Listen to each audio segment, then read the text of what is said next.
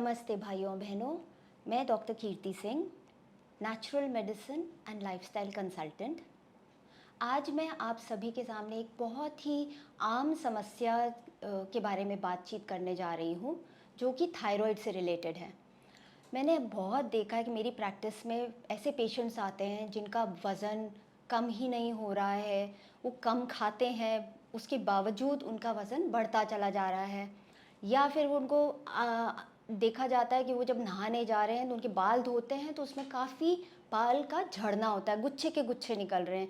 या फिर बाल बना रहे हैं, उसमें भी उनके बाल काफ़ी गिर रहे हैं, झड़ रहे हैं, वो समस्या हो सकती है। और देखा जाता है कि उनकी त्वचा बहुत रूक्ष्म होती जा रही है, मतलब सूखापन है। चाहे कितना भी उसमें आप उनके वो मॉइस्चराइज़ कर लें या मसाज कर लें, वो फिर भी रूखापन जाता नहीं है।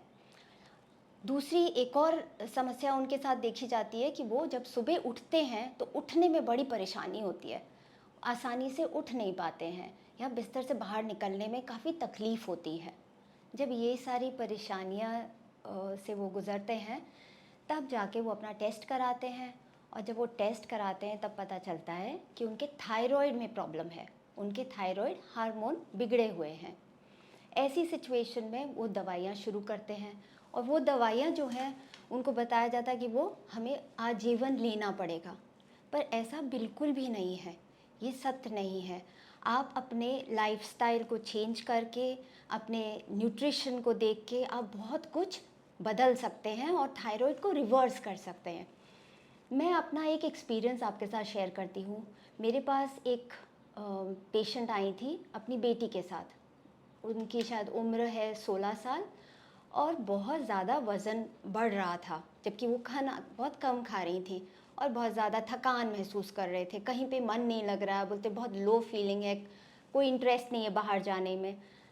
तब मैंने उनका बेसिक टेस्ट कराए और उसमें पता चला कि उनका आयरन काफ़ी कम है। तो ये आप सोचेंगे कि सिर्फ आयरन कम है, उससे क्या लेना देना है थायराइड का, पर ऐसा नहीं है। जब आपका आयरन कम होता है तब भी आपके थायराइड ग्लैंड अफेक्ट होता है। तो जब उनको मैंने डाइट पे दी, उनकी डाइट में व्हीट ग्रास जूस इंक्लूड किया और भी हरी सब्जियां इंक्लूड करी, तो धीरे धीरे उनका आयरन लेवल बढ़ता गया और वो टीएसएच लेवल नॉर्मल हो गया। तो यही मैं बताना चाहती हूँ कि इतनी बड़ी प्रॉब्लम नहीं है। हम छोटी छोटी चीज़ों से अपने जो हेल्थ के न्यूट्रिशन को देखें तो हम ये सब को रिवर्स कर सकते हैं, ख़ास तौर पे थायराइड को लेके। अब मैं आपसे बताना चाहती हूँ कि थायराइड में किन किन चीज़ों की कमी से थायराइड को अफेक्ट होता है, थायराइड ग्लैंड पे फ़र्क पड़ता है। तो पहली बात तो मैं आपको बता चुकी हूँ, एक तो आयरन है, दूसरा है सेलेनियम, तीसरा जिंक, उसके अलावा विटामिन डी की कमी से भी आपका थायराइड ग्लैंड फंक्शन करने में दिक्कत करता है, उसकी फंक्शन नॉर्मल से बिगड़ जाता है। दूसरा जो न्यूट्रिशन जिसकी कमी हो सकती है वो है सेलेनियम। सेलेनियम हमारे लिए बहुत ही ज़्यादा एसेंशियल है, क्योंकि एक बहुत पावरफुल एंटीऑक्सीडेंट उस सेलेनियम के ही प्रेजेंस में बनता है, जिसे कि ग्लूटाथायोन कहा जाता है। ग्लूटाथायोन के भी सप्लीमेंट्स मिलते हैं, पर सेलेनियम इज़ वेरी इंपॉर्टेंट। जब वो सेलेनियम होता है तो ग्लूटाथायोन का लेवल बढ़ जाता है और वो आपके थायराइड ग्लैंड को प्रोटेक्ट करता है। उसके अलावा हम तीसरा जो न्यूट्रिशनल सप्लीमेंट जो समझती हूँ कि बहुत ज़रूरी है वो है जिंक। जिंक की कमी के अंदर क्या होता है कि आपने देखा होगा कि आपके नाखूनों पे सफ़ेद सफ़ेद धब्बे आ जाते हैं, या आपके जैसे बाल में रूखापन है, ड्राइनेस है, हेयर फॉल है, वो सब कारण जिंक की कमी से होता है। तो अगर आप जिंक सप्लीमेंट लेने लग जाते हैं तो उससे आपका थायराइड जो है वो बैलेंस होने लग जाता है, और फिर ये जो सारे जो आपके सिम्टम्स थे जिसमें आपका ड्राइनेस है, हेयर फॉल है, वो सब कुछ रिवर्स हो जाता है, वो ठीक होने लगता है, क्योंकि थायराइड लेवल इम्प्रूव हो जाता है। उसके अलावा हम बहुत इसेंशियल अच्छा हाँ, जिंक का मैंने आपको बताया नहीं। जिंक को हमें कहाँ से मिलेगा? जिंक हमें मिलेगा आम नट्स से। नट्स सीड्स, जैसे आप पम्पकिन सीड्स ले सकते हैं और भी सभी नट्स ले सकते हैं, उन सब में जिंक रिच होता है। और जो मैंने आपको बताया सेलेनियम, उसमें भी सेलेनियम के लिए भी नट्स ही आप खा सकते हैं, और specially Brazil nuts.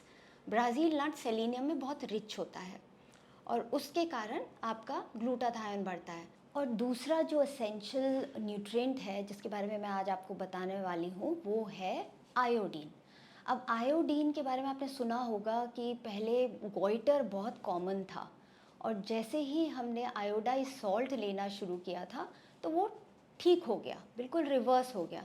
So just एक आयोडीन की कमी से थायराइड ग्लैंड पे कितना फ़र्क पड़ जाता है। आयोडीन एक्चुअली करता क्या है, एक एंटी इन्फ्लेमेटरी न्यूट्रिशन के जैसे काम करता है।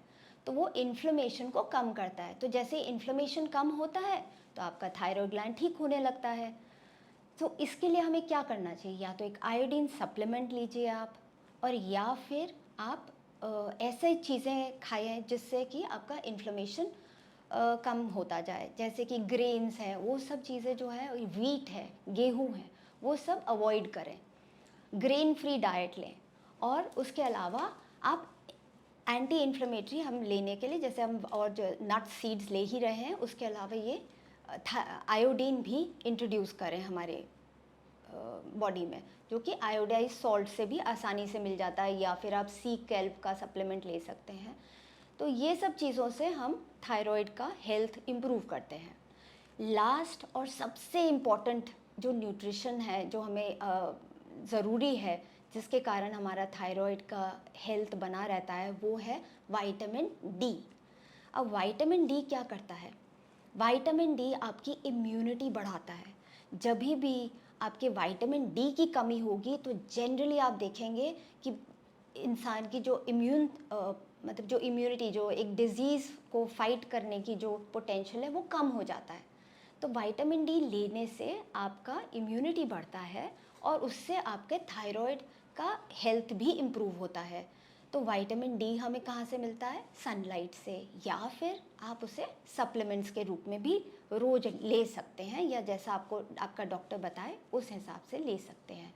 तो अब तक आप जान चुके हैं कि हमारे को न्यूट्रिशन से कितना फ़र्क पड़ जाता है थायराइड ग्लैंड की हेल्थ को इम्प्रूव करने में। जिस तरह से अपने को बिल्डिंग बनाने के लिए रॉ मटेरियल की ज़रूरत होती है, रॉ मटेरियल जैसे सीमेंट है, उसको मिक्सचर होता है, जो भी चीज़ें हैं, तभी तो वो बिल्डिंग बनती है। उसी तरह से हमारे शरीर को, या हमारे शरीर के जो हार्मोन्स हैं, बनाने के लिए रॉ मटेरियल की ज़रूरत है।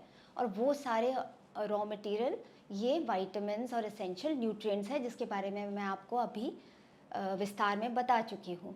तो जैसे ही हम ये सब लेते हैं तो हम हमारे थायराइड हेल्थ को इम्प्रूव कर लेते हैं। ये हमने चर्चा करी है एक ही तरह के थायराइड की इशू के बारे में, जो कि न्यूट्रिशन से रिलेटेड है, और उस न्यूट्रिशनल डेफिशिएंसी के थायराइड के हम कहते हैं फंक्शनल हाइपोथायराइडिज्म। अगली बार अगले एपिसोड में मैं आपसे चर्चा करूंगी दूसरे तरह के थायराइड डिसऑर्डर, जिसको ऑटो इम्यून हाइपोथायराइडिज्म कहते हैं, या हशीमोटोज थायराइडाइटिस। उसके बारे में हम अगले एपिसोड में मिलते हैं और बात करते हैं। Thanks for watching the video. I'll see you in the next episode.